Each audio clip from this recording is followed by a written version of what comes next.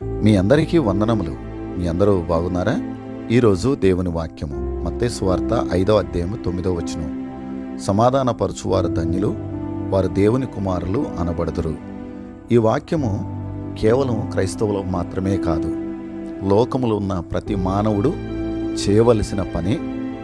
ఆ వ్యక్తి ఏ విధమైనటువంటి బిరుదును పొందుతాడో కూడా ఈ వాక్యము ద్వారా తెలియచేయబడింది.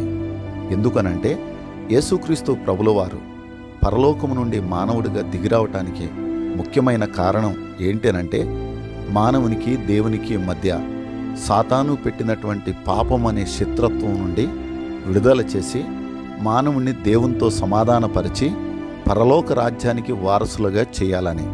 అలా సమాధానపరచటానికి ఆయన మానవుడిగా భూలోకానికి దిగిరావటమే కాదు, కల్వరి శిలువలో ఆయన గాయములు పొంది రక్తము చిందించి మరణించి సమాధి చేయబడి 3వ దినాన్న పునరుద్ధానుడిగా తిరిగి లేశాడు. అలా ఆయన పునరుద్ధాన శక్తిని పొందుకోవటం ద్వారా దేవునికి మానవులకి ఉన్న శత్రుత్వాన్ని సమాధానపరిచి ఆయన పరలోక రాజ్యానికి మనలను కూడా వారసులుగా చేసి ఉన్నాడు.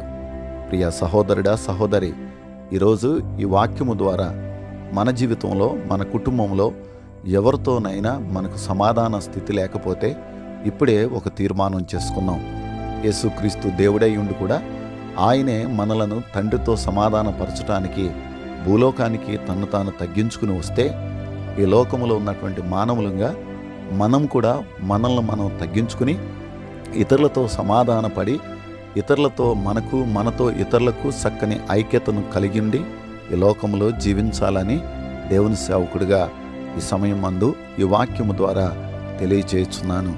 దేవుడు మిమ్ములను, మీ కుటుంబాలను సమాధాన స్థితిలో నిలబెట్టి దేవుని రాజ్యానికి వారసులుగా చేసి ఆయన కుమారులుగా పిలువబడే కృపలో దేవుడు మనలను నిలబెట్టునుగాక. ఆమేన్.